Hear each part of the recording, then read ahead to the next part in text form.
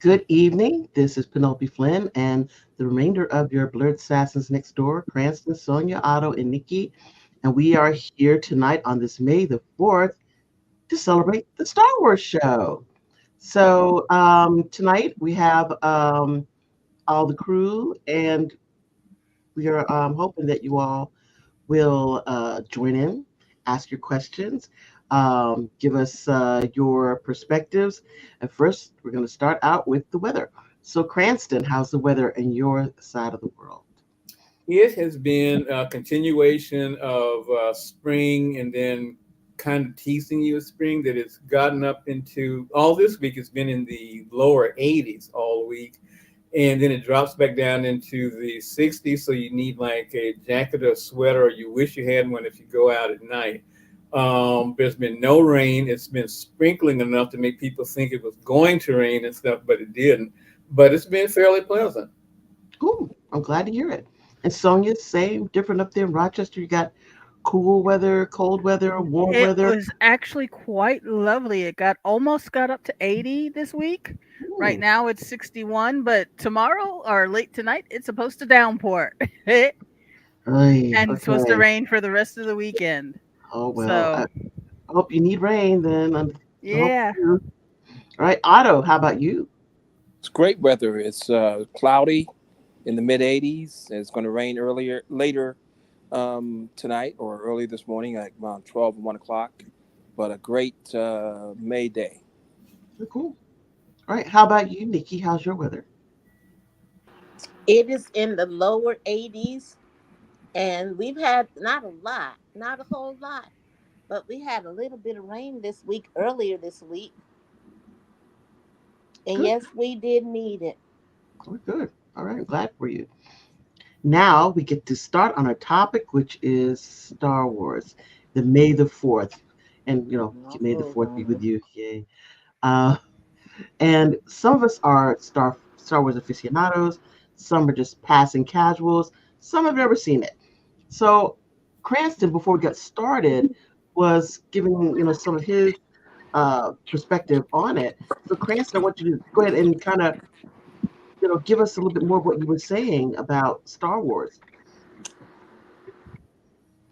Well, And who also corrected me that on the post that I have 79 instead of 77.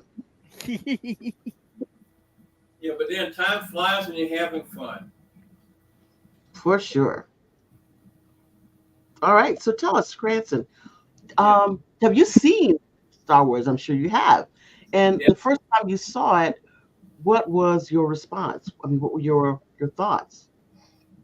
Well, the first thing I saw was I kind of had to overcome the original advertising thing because 20th Century Wait a minute, Fox. Cranston. Why do you sound like you're in a tunnel? What's going on? But making back to the light, following the light, coming to the dark, to the Ah, side. It's for walk effect. toward the light. Yeah.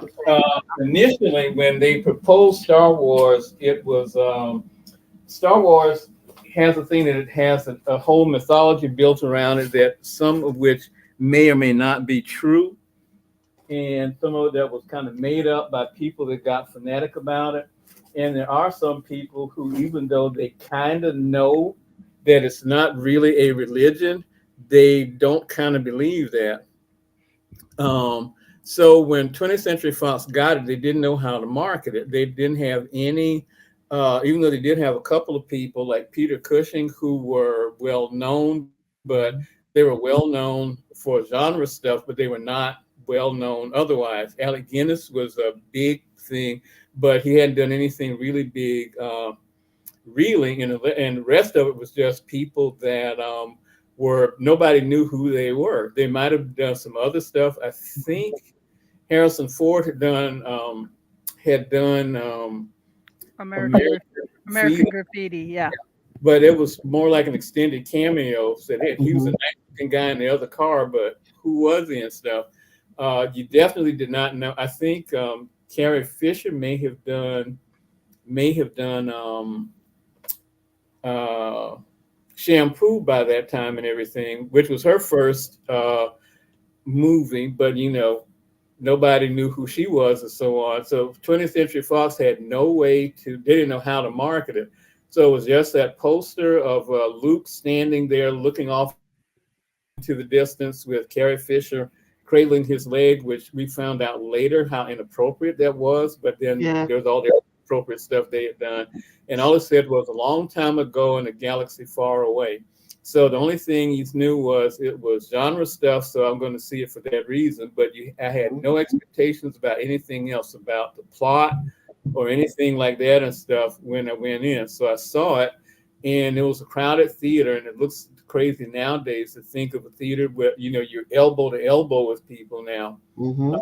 Back in the day and stuff. And so you didn't know what to expect. So you see the crawl and the spaceship going across and everything. So you kind of caught right there and stuff and got right into a big action sequence. And I said, that voice sounds familiar.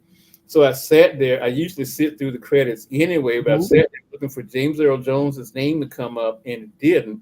So I was confused, but it was good and stuff like that.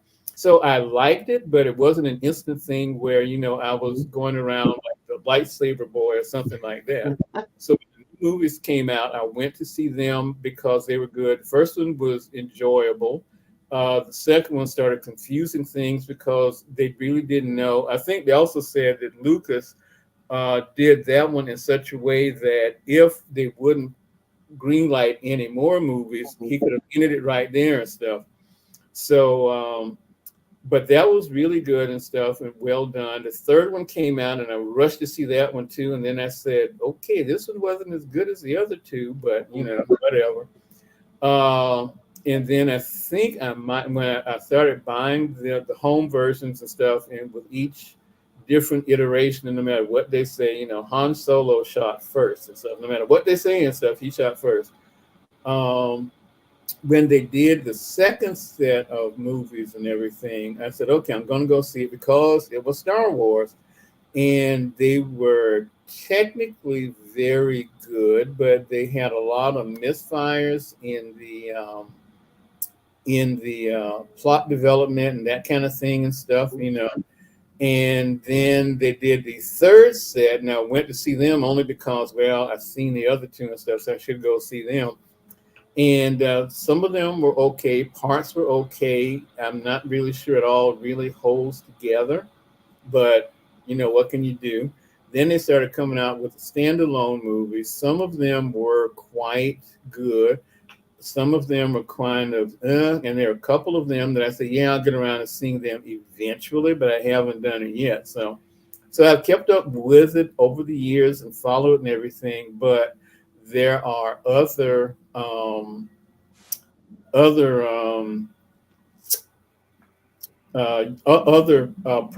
projects and stuff that I like more because I think they form a more coherent uh, um, narrative, a better world building. Because basically, Star Wars is just about trade wars. Half the time they spend with the Senate debating some trade, some other trade name with somebody we've made up for to do this, that, and the other, and you're going, okay. You wonder if they do anything else. And there's other people that pointed out that there's a book that a guy wrote called Luke Skywalker Can't Read. And one of the essays he did in the book was the fact that in Star Wars, you never see anybody reading anything. You don't know what kind of education system they have. Is anybody educated? But don't Um, you think that all the people who are the Jedi, they imply that they've gone through some sort of training of some sort? No. But they didn't define that until the prequels. You Well, didn't get yeah, to and see. even then, all they did was they taught you, okay, this is your lightsaber. This is lightsaber practice. Okay, you're a Jedi. Hmm. You know, I think both said it was Luke. I think in some there was a Jedi cave where they had all of their scrolls or whatever, but Uh-huh. you never You saw never saw one. anyone studying or poring over them in any way. If somebody was fixing something like like Anakin built R2D2 and stuff, and he was like 4 years old or something like that. So. Um, you never see anybody have a technical manual anyway. They know what all those buttons do somehow and stuff, but they don't, they don't have that. They don't have things like art. Have you ever seen a painting hanging up anybody's house anywhere and stuff like that?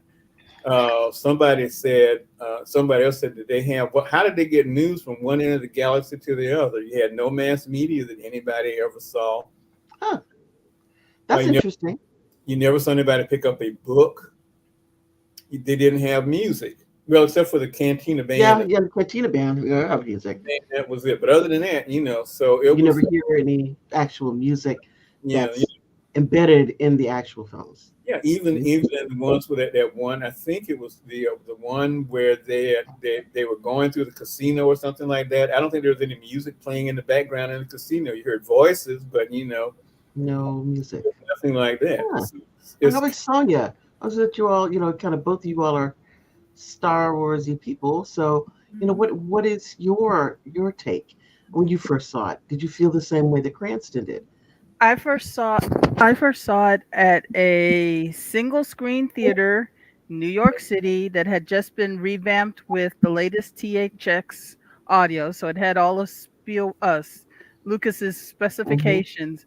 And when that ship came out of the crawl, it felt like it was going over your head, and yeah. I was smacked dabbed, and I was like, wow, this is cool. And I'm pointing out stuff to my mom.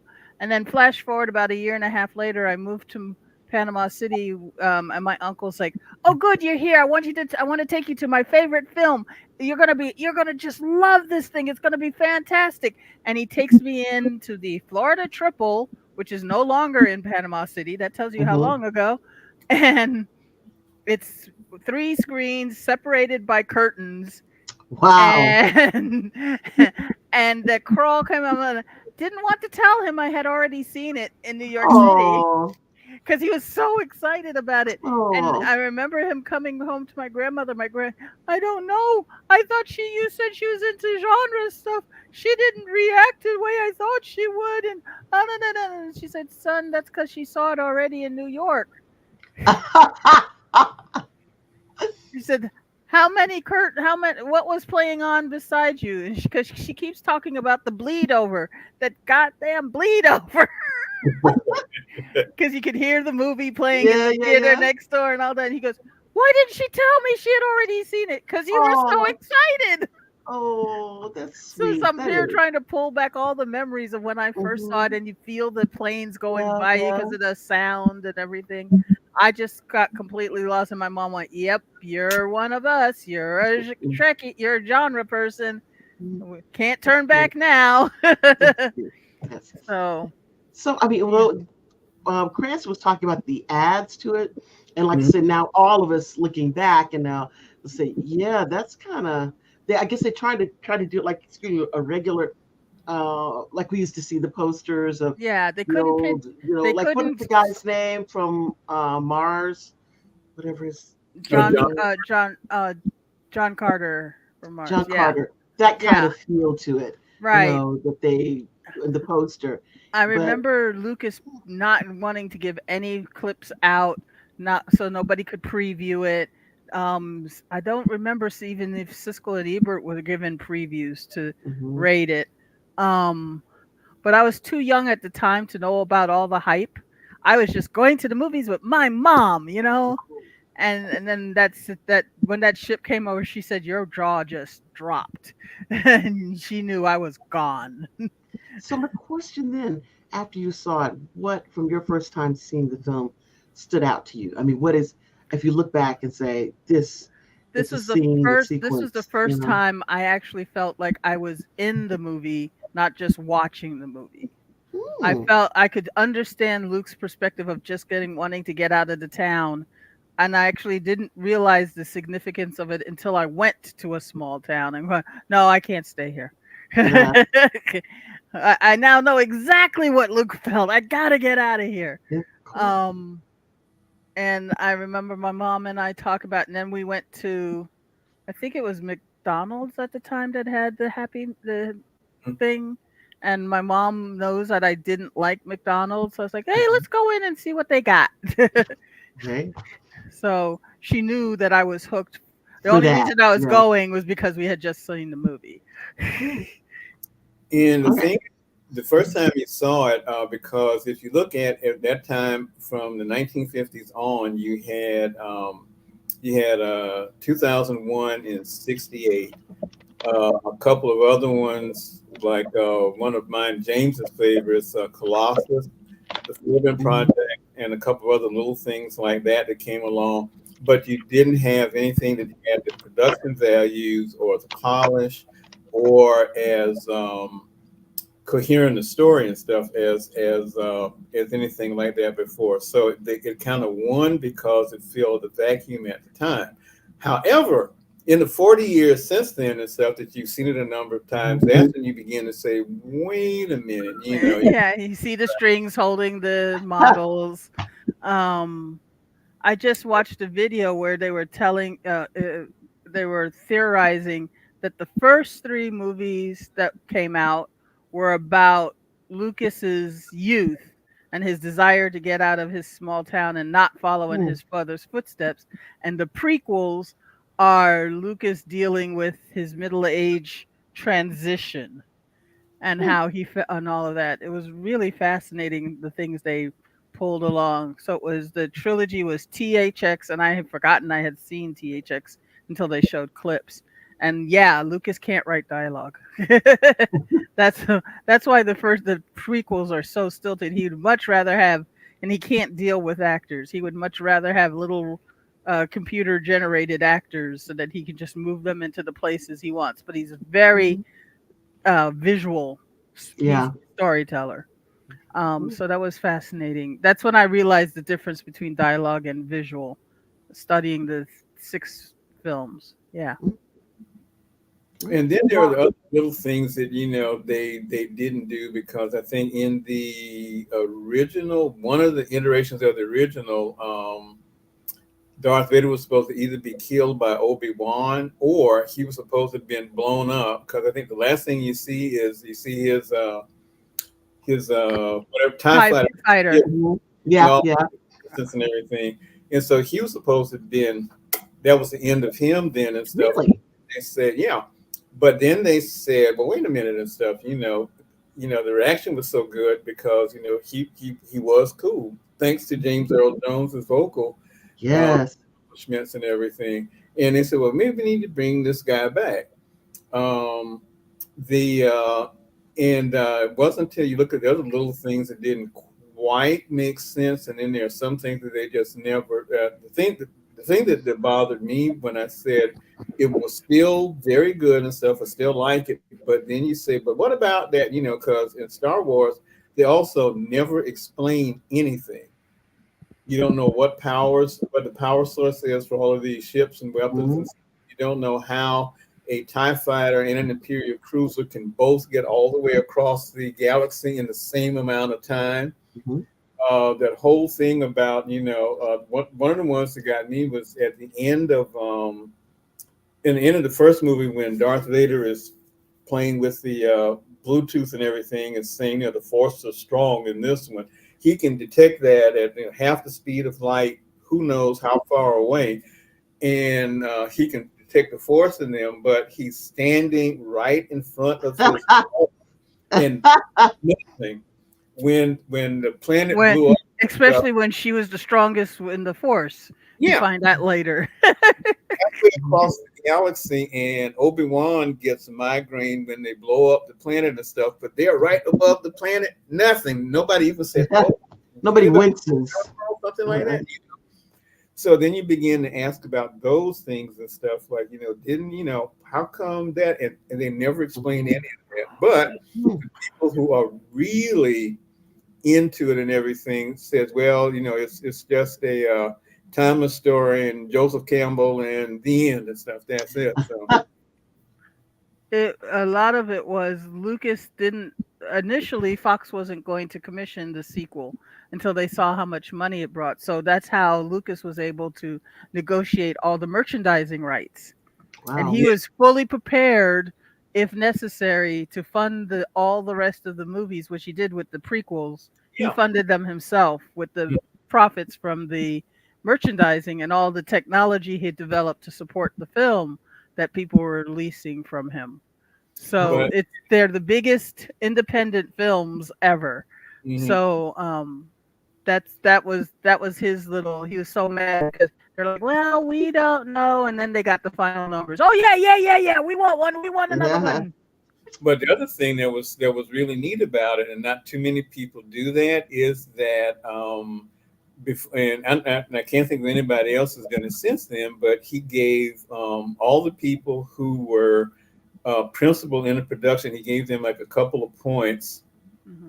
on the Hmm. back, and nobody did anything like that. And who was it? Was Alec Guinness was telling the story that before the movie came out, that Luxa called him up and says, "Well, I'm going to give you 3 points on the back end of the Hmm. movie." Well, they don't normally do that, but he just said, "Well, okay, What you whatever." mean? And so then, after he went and saw the movie and saw what the audience reaction was and the lines around the street and all that kind of thing, he ended up talking with one of the people from 20th Century Fox or something like that. And he said, "Oh, I just wanted to thank you guys for that little bonus thing that Yeah, stuff threw in." And the guy from Fox said, "Oh, you mean that 0.5%? Yes." 0.5%. So I'm pretty sure they corrected it later and everything and stuff. But Yeah. So now the way we heard it was a little different. yeah. But none of them had to work ever again after the first movie. No, after They that, wouldn't have had to. in fact, they even wrote it into an episode. James Earl Jones did an episode of Will and Grace playing himself. Hmm. And there was something other that Jack was supposed to be directing, and Jack is going to be all over the place Hmm. doing it. And so he gets ready to walk out, and he says, "I don't need this crap. I've got Star Wars money." And there you go. Yeah, so I know, well, Otto, you're kind of quiet. I know that we had talked a while back about how it was that Star Wars was, received, in the community, from New York City. And so we used to talk about that. And I thought it was kind of an interesting story. Yeah, it was kind of interesting because at that age, we were young teenagers, so we were anti everything, right? So anything that had anything to do with popular culture, we were against, and so Star Wars was like the first thing that was from popular culture that penetrated our I guess how do you say it? Penetrated what we talked about. We didn't Hmm. we didn't talk about what was on TV. If we saw a dance that was on TV, by the time it got to TV, it was stale, right? So any song that was on television, by the time it got to television, it was stale. But for some reason, Star Wars penetrated all of that, and so homeboys, back then in the early teenage years, started talking about this movie, and I think for a lot of people, it was how the villains were portrayed.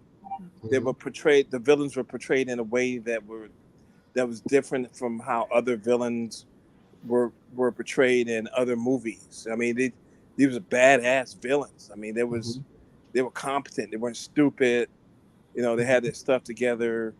It looked real clean and sharp, and it almost made you want to join them or be one of them. So I think that was one of the attractions, and I think that Luke Skywalker, the name, there was a basketball player in Denver. I forgot his name, but his nickname was Skywalker, and Hmm. so that Skywalker kind of thing, it made us interested in seeing it. And so when homeboys start talking about movies, you're like, yeah, man, all right, all right, all right, all right. Hmm. So you talk and talk, they talk and talk about it. So by the time I saw it, actually, in a theater, it was one of those surround sound theaters where the screen is so large you have to like turn your head to see the Hmm. what's going on the other side. And I said, yeah, it's okay. Yeah. The cinematography doesn't look great. It's like it's all right because everyone had talked it up so much. Yeah. You know, no I mean, no one had but talked you also about. remember what Luke Skywalker with Two Live Crew, you Yeah, Two know? Live Crew. Yeah, I mean Yeah. that's how much it had penetrated the homeboy community. You know, Hmm. that actually people were talking about something that was in popular culture, and of course I think they did a disco version of the music of Yeah. Star I'm Wars sure or that, yeah. something. Yeah. Yeah, I mean, you know, that made it more corny, but still, I mean, people. I think people related to the Darth Vader, the evil Empire thing, Right. and then of Right. course, you know, Luke Skywalker, he got a cool name, you know, Yeah. and so I think they got down with the mythology of it all, and I think it became really cool at that point. So it's just it was interesting because, as I said, we were anti everything. I think Superman came out during that time, Yeah. Hmm. and Yeah. nobody in the hood talked about Superman. You Hmm. know, you believe a man can fly. You know, we people think that's a pretty cool slogan, and it does I sound pretty did. cool. I did. Yeah, but nobody talked about it. Nobody said, "Oh man, that's a cool movie." Blah blah blah blah Hmm. blah. You know, Yeah. and you know Billy D. Williams was in Star Wars, but he wasn't. You know, Hmm. he wasn't. You know, all that. He was the Colt 45 guy. That was about it at that point. So it was interesting that dynamic. Yeah, but I think Um, also the issue, the like the concept of the force, this yeah, the thing that Force even and this all age of that. Yeah, technology, it's yeah. just something that is, sorcery, almost magic. And Yeah, I all think a that lot of magic, and people, that you there was mhm, something that you can control or was in you, that yes, you could fight this multi world kind of corporate huge entity, and you could do all that stuff, and hmm, fight against the I guess the people that had power. So it appealed to a lot of us at that age, and being at that particular point in our lives. So, but as far as the other films are concerned, the films that followed, I said, well, you got Star Wars, and then you had sequels, and sequels are always bad. It's almost historically sequels are bad. So, but Star Wars is surprising. I mean, The Empire Strikes Back. that was my I favorite, was The think it's Empire Strikes I better. Back. I think it's better than the first Star Wars. Yeah, I remember people being shocked that the bad guys won in the end, yeah, Yeah. and that yeah, was never the case before. yeah, yeah. But I liked Empire Strikes Back, Well, you and I know, the think, story of that mhm, was that the original screenplay was written by Lee Brackett, who was a major science fiction writer in the golden age back in the 50s, and she was one of those people who uh, had to disguise the fact that she was a woman, because if they knew a woman wrote the story and stuff, nobody would would read it. And I think she passed away shortly after they did that, so they had to get somebody to help finish the script. And so they had this young guy who was working around the lot and everything, and they said he was pretty good. And that was, of course, Lawrence Kasdan, who had a successful career as a writer and director after that. So it was the reason the story was so solid and everything was because they had people who understood genre material to to put their input on it and everything. Yeah, the best thing Lucas did was not write Empire Strikes Back and Return of the Jedi, Yeah. because Lord knows it would have been sounding like the prequels when nobody could say no to him. Yeah, although the idea that the Ewoks, we still have to. He said, okay, I don't know about that, but He needed something to appease to kids for the because since he held all the merchandising rights, yeah, he needed something to appease to kids, yeah. and the Ewoks and Jar Jar will do it. Ugh, Jar Jar the cute, Ewoks, but the Ewoks were very Ewoks, cute. yes. Jar Jar, no. Thank you so much. Well, I would I ask about we and I think we hit on things like the sequels, like The Empire Strikes Back, and the concept, like you say, of this time the bad guys win. So, do you think that that thing of the seesaw effect of good guys and bad guys, do you think that that's one of the attractions, one of the appeals of Star Wars, that you don't necessarily know how it's going to end? yeah. Well, I even at Yeah. think the time, you yeah. weren't, this was before Who Shot JR and Mhm. all the others and stuff. That it was something about it was something to talk about after this will what's going to happen next. And that's also, I think, why when they announced in in '02 that they were going to do more Star Wars movies, everybody was so excited because they were expecting something on the level of The Empire Strikes Back, and it wasn't quite on that level. But there had Mhm. been like 15 years of talking about it and building it up and all the novels and comics and this, that, and the other and this kind of thing. And it was sort of like a universal thing. You had the super intellectual people who could talk about it with the Joseph Campbell interviews he did with Lucas and everything, and therefore you could geek out on it and look like you were being profound rather than you just liked the thing, the all of the special effects and stuff like that too. Yeah.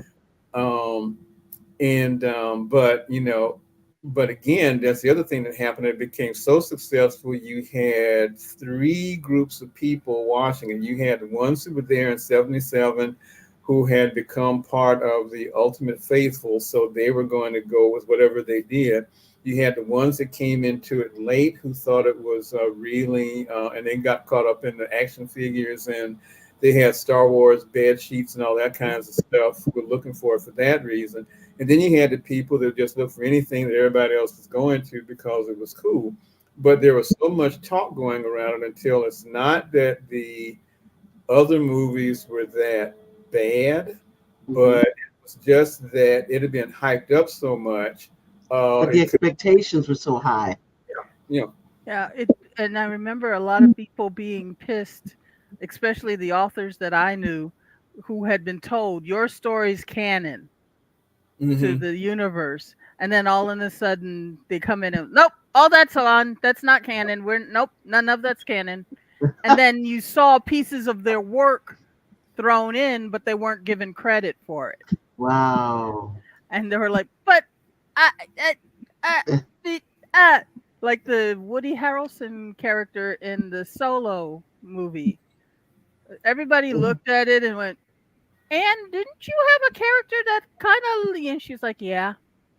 And to her death, they never acknowledged that she had written that, created that character. Wow, They that is so they named it. uncool. They had never given her estate a penny.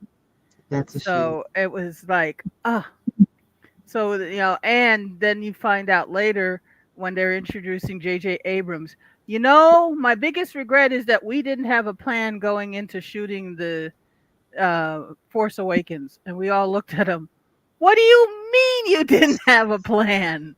You've hmm got the Wow. world's biggest franchise in your hands, and you didn't plan out any of the movies? Wow. Well, I think it was like they were. Sometimes you become a victim of your own success because a Yeah. lot of the actors had talked about how when they did the original movie, that they were making changes on the spot. Originally Jabba the Hutt was just an overweight guy and stuff and everything, and that's when they came and they CGI'd it with the figure that we know that this is Jabba the Hutt and everything that came in later. Hmm. And it was they were thinking that we could just throw anything in there because it was new and because everything was so new and you were so dazzled by what they were putting up on the screen.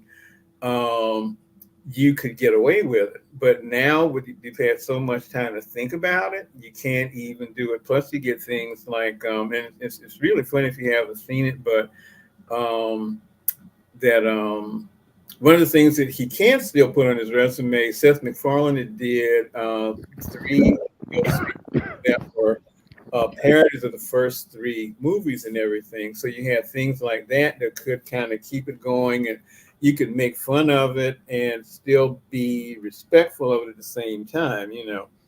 And the thing I was looking at, something I was flipping through the channels, and they were showing, this was back around in the holidays and stuff, they were showing the first three movies and everything. And you can look at all of the tinkering that took place because if you look at those first three movies now, you see black people walking around in the background and stuff. Ah. and that's how you can tell. Okay, yeah, this is one of the ones where The Han shoots. remastered versions. Yeah. Um, so they have done some things to kind of, and of course, when you've got that kind of money, you can do things like that to clean it up and do whatever it is and make it the way you wanted it to, or the way it should have been, to make it more inclusive or whatever. But but then there were some other things you just had to say. Well, why are they doing this? Who are these people? Well, I mean, as people who've watched all the films, and really know them, do you feel that there are continuity issues? Oh Oh, yeah. From the first to the second, when you find, I remember everybody when they found out, spoiler alert, that Darth Vader is Anakin and that Leia is Luke's sister, and but that kiss in the first movie didn't look like a brotherly sister kiss, and he was quite satisfied with it. Huh. yeah. So, I mean, did So they forget what they put in their first film?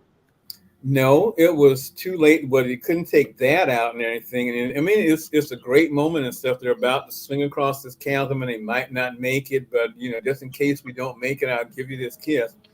And maybe the best explanation for that was in the one of the McFarlane things where Leia is played by Lois and Luke is played by Chris, and so they're about to do that same swing across the thing, and she kisses him, and then he looks at her and says, "Aren't you my sister?"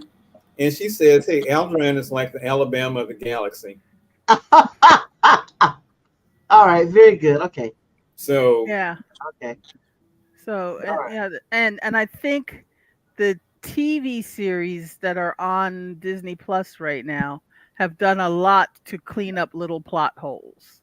Now they because they were both so strong in the Force, they canceled each other out, so they didn't know they were brother sister. Okay. And then right, there's a line there where Leia says, um, Luke asks us, "Do you remember your mother?" And she goes, "Yes, I remember my mother. I remember her singing to me." And then in the prequel, you see her literally being given away right after birth. And So, there's no way you could remember, but then somebody pointed out, remember in the scene where Padme was singing to the babies in her womb? That's what Leia's remembering through the Force. okay, whatever. Okay, all Okay. right, okay, well, all right. they Mhm. did a thing on Robot Chicken where it was a scene where they make the big reveal. And the funny thing about that is everybody remembers it differently, much more dramatically than the way it was and everything. So they have the thing where Lucas lost his hand, he's hanging onto the thing and stuff, and Luke says, "You killed my father." And then Darth says, as he does in the movie and stuff, says, "I am your father." And then Luke says, "No, that's not possible." And he says, and something else he mentioned says, "No, Yeah, that's not." I think, Obi-Wan lied to you. yeah. And So so then they do a cut, and then they're standing there on the catwalk drinking coffee and stuff, and Luke is smoking a cigarette, and then Darth says, "And the Force, that's just microorganisms in your blood." And then he puts the cigarette out and says, "Okay, listen, if you're not going to take this seriously, I'm out of here." All right, okay, there we yeah, go.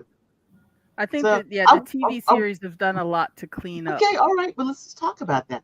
Do you all Mhm. both watch the TV series? Do you watch all the animated um fare they put out? I'm I, catching back up on what I missed. I'm watching it sporadically. I've Hmm. watched more of the standalone movies, like the one where Mads Mikkelsen and stuff is designing the Death Star, and he tells his daughter about the flaw and all this kind of stuff. In a couple of those, I've been meaning to watch the one that Ron Howard had to finish, and I have That's made a commitment. Solo. Yeah. Yeah, and I have made a commitment when they do the Donald Glover one and stuff. Yeah, I'm going to watch that one. But it's like I said, it's more like a fairy tale, mainly because they never explain how anything ever works and stuff. You Right. just take it as a Hmm. matter of faith. They And explain a lot in the series. Like you always wondered, why can't the stormtroopers hit anything? and it's because they killed out all they took out all the trained clones that they were using as stormtroopers and abducted little kids to Wow. be the new Mhm. stormtroopers. And that's why the scene in, I think it's the last one, where Billy D. Williams turns to the black girl and says, "What are you doing?" It's because he's recognizing that she is his daughter who had been swiped from him. And that's the whole reason why he was getting involved with the rebels. Because they edited that context out of the film, it looks like he's a pervy old man trying to hit on this girl. Well, you Mm. know what? From my perspective, I saw the first movie, and like I said, it penetrated the neighborhood, and so we watched it. But I feel like the rest of the series, I'm more anti, and I feel like even if I were to watch a series on television or any kind of streaming platform, it's one of those kind of things where you feel like you have to do homework. Hmm. Like you have to study. If you haven't been following it, or you missed a movie or something, it's like you're always turning to someone saying, "Who's that? Why Mhm. is he doing that? Where's he going? What's happening?" And I hate doing that, and so And I that, yeah, it's always get because that feeling that if I watch a Star Wars series or movie or anything that comes out, that I have to get my pen and paper and take down names and do extra homework or something. Well, it yeah. it's kind of like this thing that happens if you're watching a football game and then you see somebody sitting up in the stands when they're holding Mhm. up a sign that says, like Romans 8:17. Yeah, yeah. And like, get out my Well, mind. What is that? what are they talking about? That's so. So do you feel the same Yeah. way, Sonia? Um I watch the series more as a fill in the blank for the movies, not a because I think the two people that they put in charge, they now have their own Kevin Feige of the Star Wars universe, and he knows everything. He's read everything, all the comic books, all the novels, seen all the films, all the TV series. So he's more concerned in making it a cohesive universe Mhm. first. So it's not really like you're studying. It's more like you're going, that's why So type how about thing. things like The Mandalorian? Do you watch that? Yes. I Is- finally got up caught up all on that. You And too, that, Ken? yeah. You too also watch The Mandalorian? I know enough about it to kind of keep up with what's going on. And well, you do that, and then you have to know one person who never misses an episode and they'll fill in all the blanks. So, And so like Sonia, so are you that kind of person that you Yeah, I watch guess that would be me, huh? yeah, okay. yeah. So I better So get where caught up. so where is it in the timeline? Where is The Mandalorian with Mandalorian's regard right to after uh, Return of the Jedi. okay, all right. And Mandalorian, Book of Boba Fett, Bad Batch, Ahsoka. I haven't seen Ahsoka yet, so I can't tell you that one. mhm, Andor is right before Rogue One. It's telling the stories of how they got to Rogue One. mhm. Um, I haven't seen the first set of animated films of series yet. So I'm told that they fill in a lot of the questions and follow-ups from that too. So yeah, you find out what happened when Anakin went berserk and killed all the Jedi. You find out what happened and how this one set of stormtroopers of clones escaped, and they're battling the Empire because they know too much, basically. Yeah, in a lot of ways, it does become kind of like a religion or the kind of religion or cult, take your pick. Mhm. In that they do have so many other like little myths parts that you have to put together and piece together and say this is where this comes from and that comes from or whatever and Hmm. stuff. Yeah, but it's really helpful in, like, when I told you, and I was like, Mhm. they'd mentioned it in the pre sequels And it's like, oh, that's why the stormtroopers can't hit, but you actually see it happening now. Right. You see why they got basically killed off all the stormtroopers and replaced them with kids that they abducted. So I guess the other question I have is because again, I saw the movies, but just as oh, here's a movie, here's another movie. Like, what is the Empire Strikes Back? After that one, what was the one after that one? Return of the Jedi. Return of the Jedi. I think I saw that one. Hmm. And then after that, bits and pieces. So Mhm. if you as a Star Wars aficionado, if you are looking at the whole lineage of the films, I'm not going to say any of the shows or anything like that, but the films, and you wanted to tell someone if you want to get involved in Star Wars, and I guess you have to see the first one, You have to see Mhm. new. Well, yeah, that's how you can tell A if the New Hope. person. Yeah, you can. That's how you can tell if somebody's because those of us who grew up with it, it's just Star Wars. Yeah. Right? Somebody who came in later will say, They'll "Oh, you call it A mean New A Hope, New Hope?" No, right? Because it's no, yeah, it wasn't that. It was Star Wars. It was Star the Wars. Star Wars. Star Yeah. Wars. Yeah. So in order, which if you say okay, you have to see the first one, of course, because that's the first one. But after that, if you had to pick two to tell someone if you really want to ensconce yourself in the Star Wars universe, or you want to learn enough that you actually know what's going on, these are the three films that you should see. Hmm. New Hope, Return of the Jedi, and then jump forward to the end of um. Not what was the last one? Not Uh, Last Jedi. the Rise of Skywalker. Yeah, The Rise of Skywalker.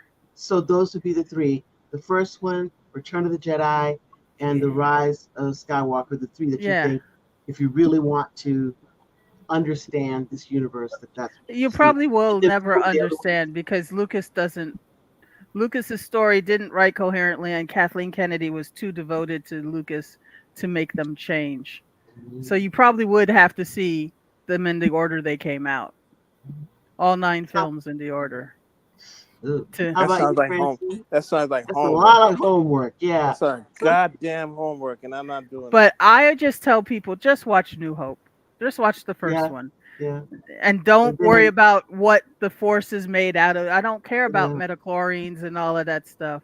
Just watch the No, first I one. mean, Mm, the problem is not my cynical problem is I'm sitting yeah. next to someone who is I may be sitting next to someone or in a group of people that know every aspect of it, and they Yeah. go, "Oh my God, I can't believe it!" And I'm like, "What happened?" what They go, what "Oh what my God, this explains it all." what? Well, the Uh, danger is a friend of mine. We were at her birthday, and we were talking, and we're all genre fans and everything. mhm. And her best friend was is a big Godzilla fan. All you had to mention Mhm. is, like Godzilla's going to be stomping out your hometown this weekend and stuff, and she pop popcorn and go watch it. And so she was talking about it and everything, and she was saying about and. They've made I don't know how many they made so many Godzilla films until the studio in Japan that made them even they said yeah we made too many of these things and they went on hiatus and stuff before that one with Matthew Broderick came out in '98. But she's a super Godzilla fan, and so she was sitting there talking about it and says, and there was some Godzilla movie, and it's one of those things that you mention it and you figure everybody knows what you're talking about. And you just Mhm. go, mm-hmm. Mhm. And she Mhm. was saying Mhm. it was this scene where this guy that had been battling Godzilla was standing on the end of this pier, and then Godzilla swims over to him and Mhm. just comes up, and they're just staring at each other. And then she says, and you could see in Godzilla's eyes, you could see he was looking at him and he was, telling him something and stuff, and there was a connection. And so I was Ah. sitting there looking like you when she did that because I'm trying to first time I Uh-huh. met the person, and I just said, mm-hmm. Okay. Fortunately, our friend who had known her for years before that and could get away with it just started laughing uncontrollably. Says, "Do you know what you sound like when you said that?"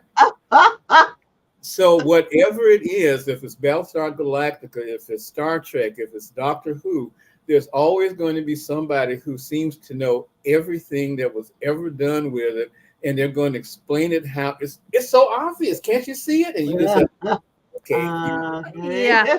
It's like the question that reporter, I think an international reporter, asked Charles Barkley one during one interview in the NBA playoffs. Mhm. So why is it that when you score a basket, it's worth 2 points? And you say, what? Yes, and I mean, you don't even know what to do Break with that that. down for me. Yeah, break that down. You don't know what to do with that. It's like, huh?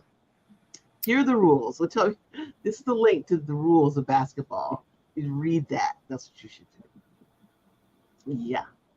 Yeah, because you don't know where to begin with that. I don't know what to do with that question. I just don't. So I mean, when I guess the other thing is you hear people talk about Star Wars, and we touched on a little bit about religion. And the concept of the Force. Is it sorcery? Is it religion? Is it science, pseudoscience? In you all's view, as fans, what do you see it as?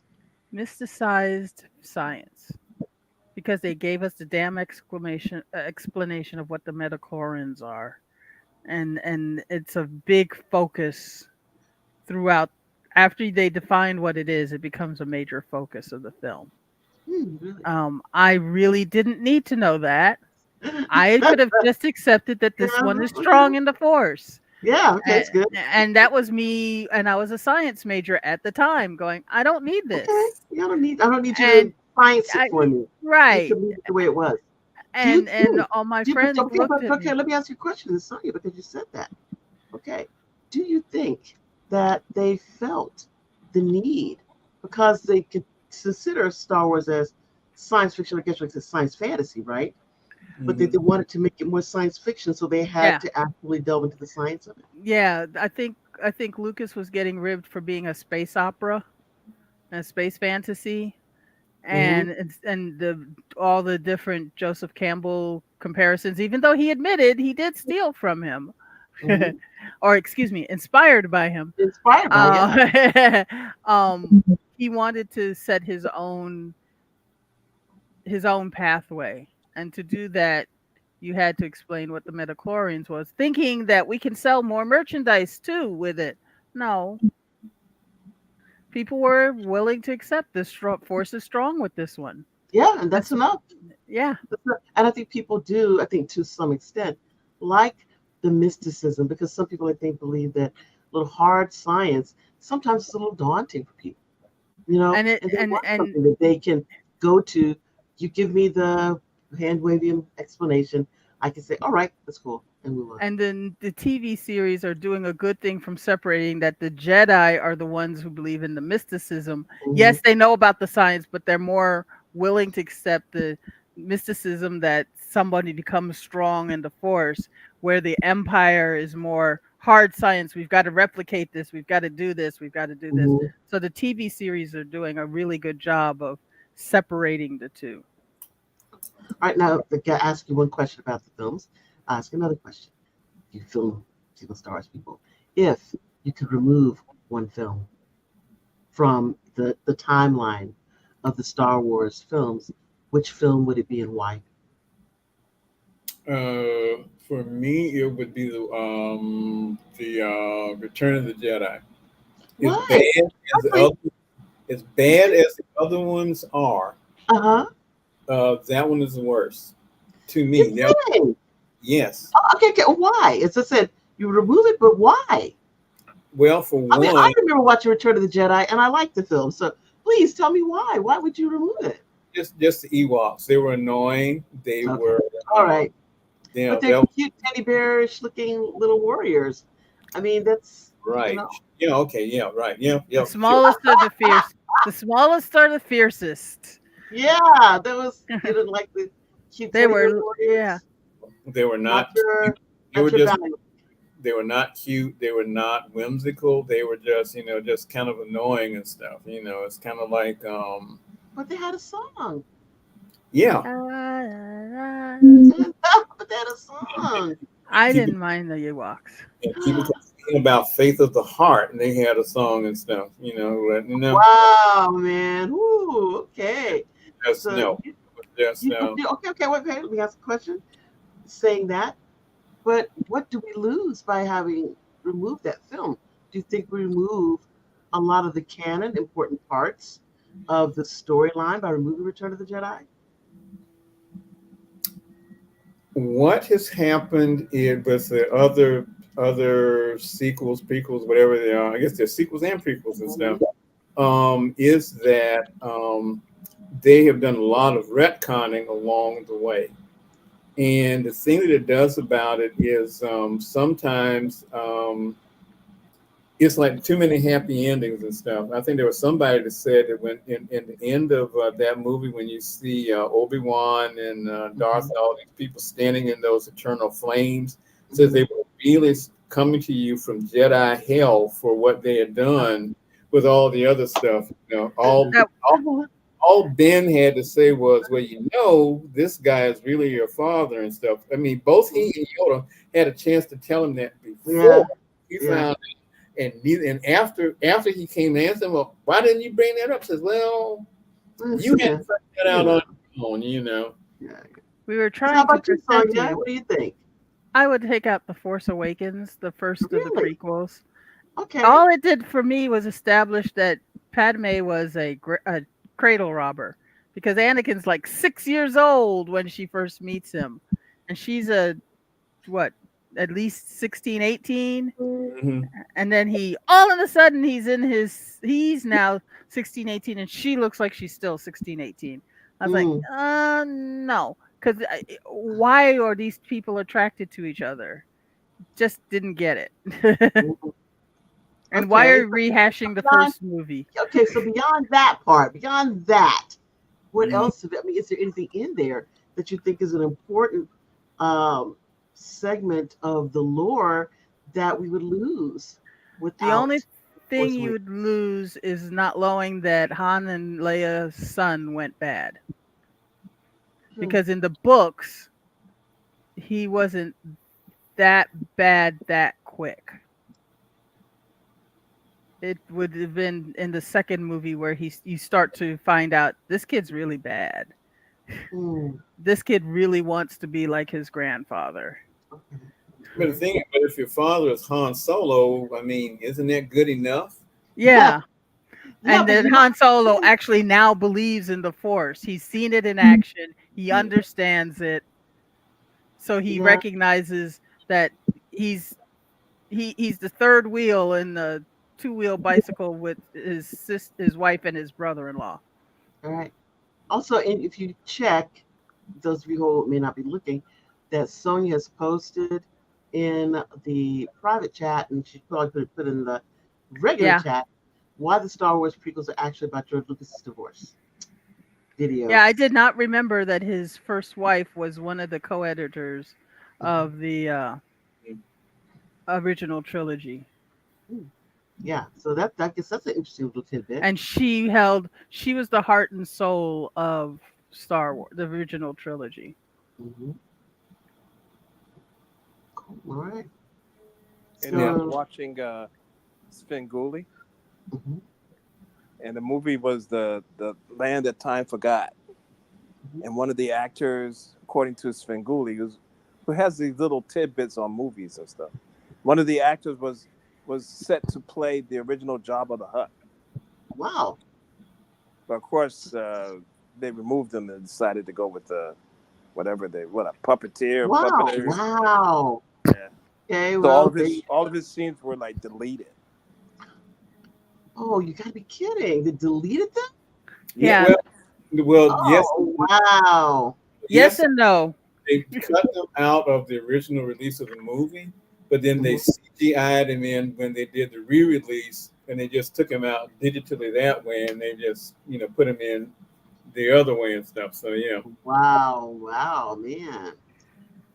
Well, the other Sheesh. thing they did, if you've ever heard it, was they were going to have Darth Vader physically was played by David Prowse, who was the weightlifter house servant in Clockwork Orange. and they were playing the original dialogue they recorded using David Prowse reciting the dialogue, and he had this kind of semi-Cockney accent, and his voice was a lot higher than it should have been and stuff. He did not sound intimidating at all. So yeah, that was Yeah, like, Yeah. after Okay. with the mask, because in person he is rather intimidating. Was Mm, rest his but soul. you take that body and James Earl Jones' voice, and hey, you got a yeah. winner. Yeah. Yeah. Well, he And got asthma or something. Like he keeps breathing like and that, man. yeah, He Yeah. can't chase you or nothing. in fact, Yeah. James became the first actor to lease out his voice. He gave a company enough samples that whatever Lucasfilm needs more Darth Vader voice, they can use they can sample his voice, Wow. and he Or gets use paid a for it. or use AI or something. Yeah, Yeah. but Yeah. he gets paid for it. That's very good. That's what Well, he he So likes his thinks. voice. no, Well, he no, likes his he voice. signed a really good contract. It was all Hmm. in the Yeah. trades Yeah, before that was because before it they had came AI though. because no, it's because the Actors Guild and the other groups Hmm. used it as the example for their contract negotiations. Ooh. All right. Well, I'm looking at the clock, and it's showing that we're just about there. So, you Star Wars fans, again, I'd say if you're, and I ask, what films did you remove? What film would you? Three films you tell people that they would should see. But I'm going to ask you, of all the films, even the TV, everything that they put out there, what is the thing that captivates you most? Which film, which piece of Star Wars captivates you most? And what is your favorite part of the lore? And I ask you, Sonia. What captivated me was originally I thought it was a fully planned universe, that he knew everything that he wanted, and if anybody had any ideas, he could figure out where it could go or how to shoehorn it in. I was greatly disappointed when I didn't realize that was the case. When he sold it, he said, "I'm done. That's it. They don't want my ideas. We're done." Then found out that he was on the set for every single show. Aha. Okay. Um, what was the other part? Um, Your what favorite part captivated me? of the Favorite lore? part? My Yeah. favorite part of the lore is that a kid from a small town can make a difference. Okay. All right. Even if it's your Luke Skywalker or what's now known as Rey Skywalker.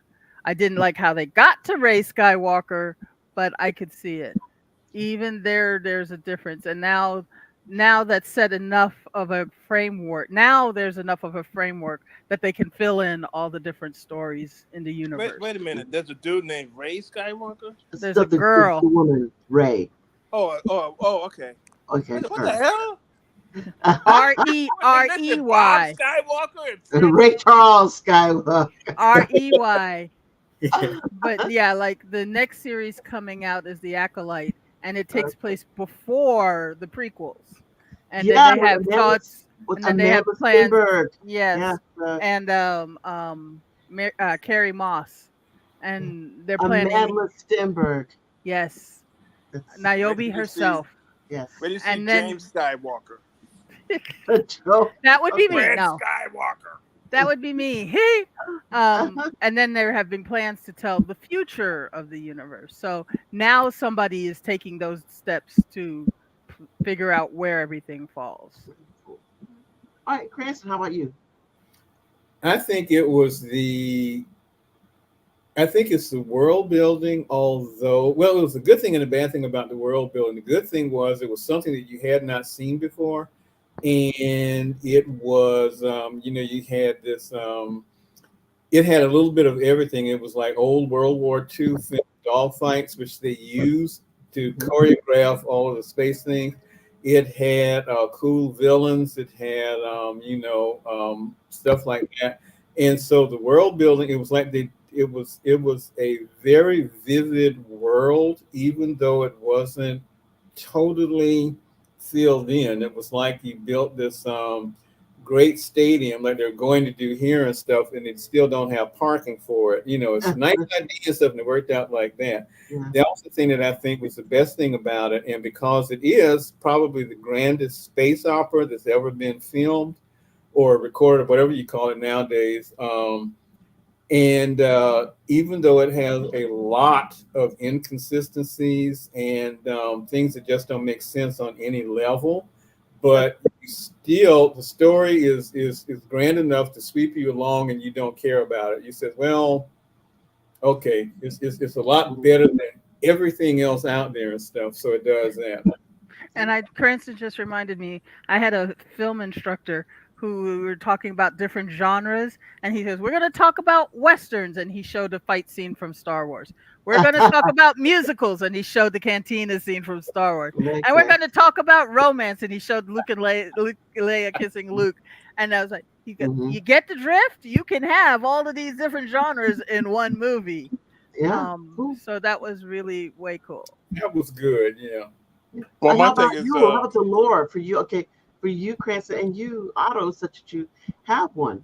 well, my The my lore. my my first thing is, I can't get over a dude getting down with his sister. That's number one. That's a big thing, man. It's like, ew.